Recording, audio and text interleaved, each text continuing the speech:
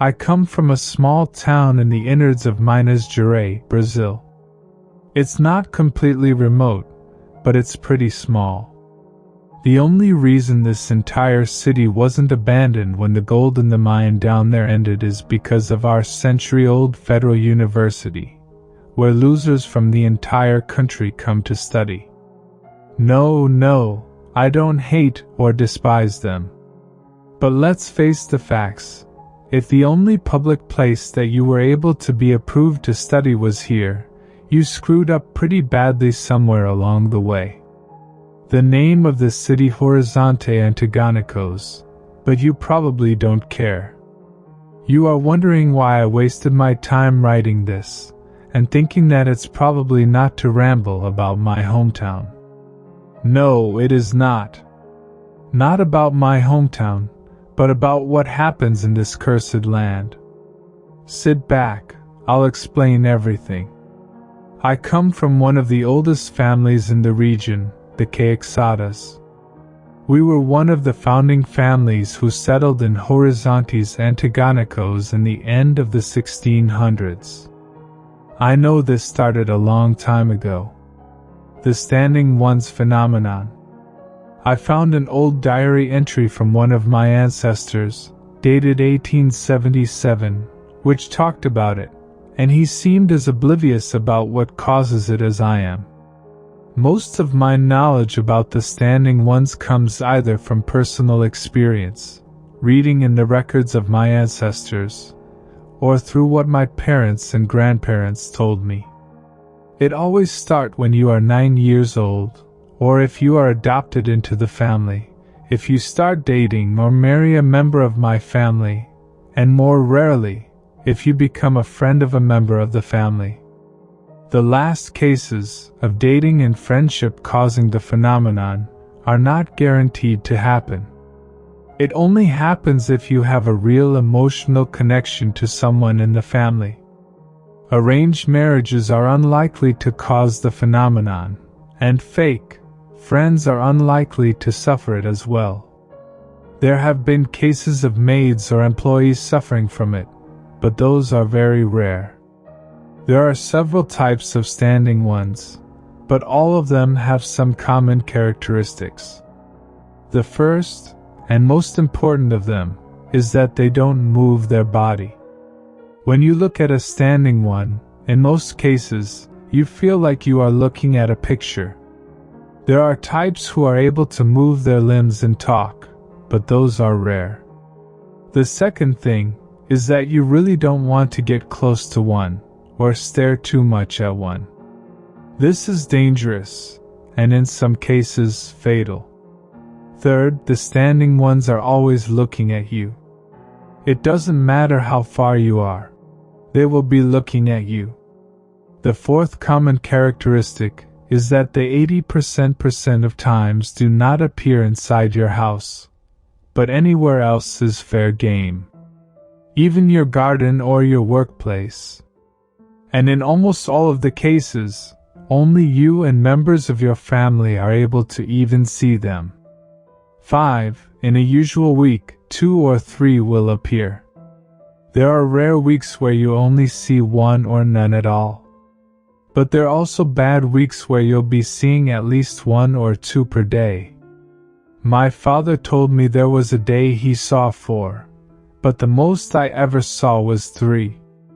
Finally, the sixth thing is that when they show up, they stay for 6 to 12 hours on the place where they appeared, and then they vanish. Usually, at least.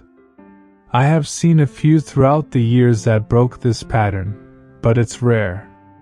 There was one who stood there for 5 entire days before vanishing. There are several types of standing ones. According to what my grandfather told me, originally there was only one type, but for after every 50 or 60 years, a new type appears. But this is not always the case. My parents told me 2 new types appeared in their lifetime. Each type is deadlier and deadlier. I am getting 39 years old this year. I have yet to see the new type of the 21st century. and I hope it takes long before it manifests. Now you must be wondering, what happens if I do stumble upon a standing one? Well, it depends. First and foremost, the consequences of having physical contact, or even coming too close to a standing one, are usually unpredictable.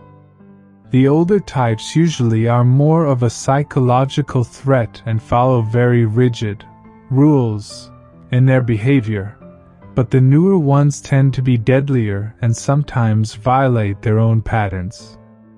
I can't tell the exact consequence of approaching each standing one type, but I can say that if I could tell only a single thing about them, it would be to avoid all of them at all costs. Their presence is never positive. The best cases are when you stumble upon one of them and nothing happens. In the worst cases, you or someone you love could experience a slow and extremely painful death. Once I accidentally came into contact of a Type 3 standing one, and nearly lost my left hand. This is not hyperbolic. I only have 3 fingers in it now. And I consider myself lucky at that. I lost my grandmother, my uncle, my father, and 2 of my cousins to standing ones. The first type, and what the oral tradition of my family claim it's the oldest, are nicknamed Agilatos. In English this means the blues. This type usually only appears after midnight and disappears after the sun rises. They look like normal people, but they are completely blue and their faces never demonstrate any emotions whatsoever. They usually wear bland clothing, but sometimes appear naked or wearing extremely outdated fashions. The Agilatos tend to manifest in empty fields or large, mostly empty rooms, from a distance that you can see them but they are still far enough from you. They avoid large crowds. If a crowd of people moves next to their location, they will disappear. The Agilatos are the easiest standing ones to deal with. They rarely appear too close to you, and are easy to spot. However, like all standing ones, they're still dangerous. According to my ancestor's diary, one of his relatives once drank too much and tried to confront one of them. The experience made her go insane, and she was sent to a nunnery. The second type of standing one is the arborito, which in English means something like tree. This type is easy to avoid nowadays. For a distraught eye, they look exactly like trees, except for a very small difference. They have human faces in their trunks. Usually, they hide in the woods, and appear both in the sunlight or in the dark, even if they're way more successful in the dark. Their threat is more psychological, but I assume in the olden days, when this city was completely rural, if it could even be called a city at that time, they were a major threat. They sometimes appear in the middle of houses or streets, but this makes them easy to avoid. The third type first manifested circa 1865, according to my ancestor's diary. This one was nicknamed Gravada, which means necktie. Gravadas usually appear in the middle of large crowds. They look like a common individual wearing formal clothing, but they have no eyes or noses, only oversized, smiling mouths. Gravadas are especially dangerous because they are hard to notice. Luckily, they only appear in large crowds. There's no record whatsoever of gravadas manifesting in other places, and the time they are present tends to be shorter than the others. Usually only for 3 to 4 hours, or until the crowd disperses. If you accidentally touch a gravada, let's just say you don't want to touch a gravada. My missing 2 fingers explain this better than words. The fourth standing one type are the bait doors, or knockers. These are freaking insufferable. They are the most likely to break the standing one's usual stereotypes. First, they usually stay there from 12 to 16 hours, which is double the normal time of the other standing ones. They appear behind doors, windows, and sometimes even walls, and will knock non-stop for hours. There is also a slim chance they appear inside your house, but I only saw it happen a handful of times, and never inside my bedroom. They never say anything, they just keep knocking. And they can move their arms, but they only knock. Their appearance is equal to that of the Agilatos, but they almost always wear suits or formal attire, and are always grinning. If you try to call the police or something, they will disappear, wait until you are alone again, and restart.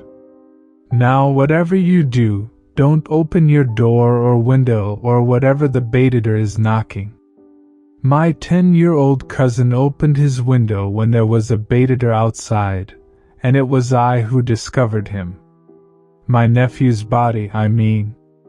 It was surely not a pleasant death. The fifth standing one type are the escondidos, or the hiding ones, in English. They always appear hiding somewhere. Inside cabinets, your car trunk, fridges, chests, baggages, anywhere they can hide. They have an outstanding ability to contort themselves into completely inhuman positions, in order to fit in practically anything larger than a school bag, and look like sickly pale, short, faceless humanoid things. They appear for the normal amount of time, and this type has never appeared inside the house of anyone afflicted by the standing ones phenomenon as far as I know. If you open something and find an escondido there, close that thing as fast as you can, and don't open that again for at least a day. If you touch one accidentally, well, they are not usually physical treats, but they will destroy your mind in a matter of seconds. I speak from experience. I once accidentally touched one when there was one in my car's trunk, and spent nearly an entire semester in a psychiatric hospital. The sixth standing one type are the observators, or watchers. They always appear outside windows. But differently from the baitors, they do not knock. They just stare. I know, pretty easy to avoid, right? Not actually. When they appear outside every single fucking one of your windows. If you look at another window, they will be there, but not more than one at the same time. This type looks like a rotten corpse, but their eyes are bright yellow, and their faces have emotionless expressions, when they still have enough skin to have those. They will always be on the opposite side of the window you are looking at. It's almost impossible to bump into one, unless you are actually stupid enough to open your window, but staring at them for too long is dangerous. It kind of makes you sick. I don't know how to explain it properly, but you will start getting nausea, headaches, diarrhea, and other nasty symptoms, and if you don't stop staring for more than 5 minutes, wounds will start appearing in your body. The seventh standing one is the papagayo, or parrot. They look like common people, but are much taller, having an average height of 3 meters, and their skin glows greenly in the dark. Papagayos are very rare. Some of my relatives have never seen one. However, they can appear inside your house, even inside your bedroom, and can stick around for the longest time, normally 48 hours. Papagayos are one of the most dangerous. They are able to imitate voices and sounds, and they use this to lure people towards them. If you come too close, that thing will catch you, and you will probably not survive. Luckily, From what I have observed, they can only do this when they successfully trick you, so they will, probably, not harm you if they appear by your side when you are asleep.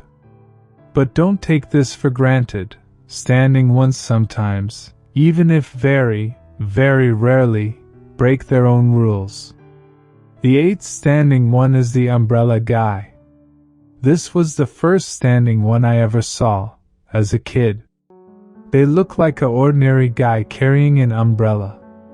It took some time for my family to realize this was actually the eighth type, because their time is the shortest, only 1 minute at maximum. They appear in the middle of the road, when you are driving or in a car with someone else. Regardless of how close you are to that person, it could even be a taxi, bus or Uber driver, who you never talked to or saw before, they will see the umbrella guy. If you are going at high speed, there's a chance the driver will try to avoid the umbrella guy, and will crash, potentially injuring or killing you. If they run over the umbrella guy, something bad will happen almost instantly after. Probably a very gruesome car crash, an armed robbery, a rock or 3 will fall on the vehicle, it doesn't matter. What matters is that you will be harmed, even if only financially. The only way to escape from this one unscathed is to either avoid them without crashing the vehicle, which is difficult as they like to appear when your vehicle is on high speeds, stop until the bastard disappears, or to take a U-turn and go back. The ninth type of standing one is the sombra, or shadow. This standing one tends to appear in lit ambiances or during the day. They stick around for the usual time, 6 to 12 hours, and don't look like anything at all. That's because the sombras are invisible. The only way you can know a sombra is there, is because they have a very large shadow. In the case they appear in the dark, or you turn off the lights, you will be able to see their true form. Let's just say it makes Type 6 look like the Miss Universo. Even if they are easier to avoid in the dark, I prefer to risk stumbling upon them to seeing their true form. And of course, if you stumble upon them, it will not be a pleasant experience, as my uncle would tell you if he was still alive. Speaking of my uncle, there is the 10th and last type of standing one, the doppelganger. There is one just by the side of my bed, right now. They are the worst type, in my opinion. Doppelgangers usually steal the forms of someone you know, like family members, friends, school or work colleagues, and in some cases, even celebrities. Oh, and not necessarily living people. The one by my side is pretty stupid, because my uncle has been dead for years. They stay there for the usual amount of time, and will not harm you unless you touch them. However, like the Papagayos, they can and will appear inside your house and bedroom, but rarely, not as rarely as the Papagayos though. Well, I don't have many family members left. Most died, either by the work of the standing ones, or because they got tired of this horrendous life we have. I have chosen to not have friends, family and lovers, and I live by myself, with what fortune remains of my family. I imagine in the early days of the phenomenon, things were easier, but nowadays, you can't even go outside without worrying about trees, shadows, crowds and bags. I suspect this is some curse to make my family go extinct or something, and it gets deadlier and deadlier with time, to make sure it works. Anyways, thanks for reading all of this, dear reader.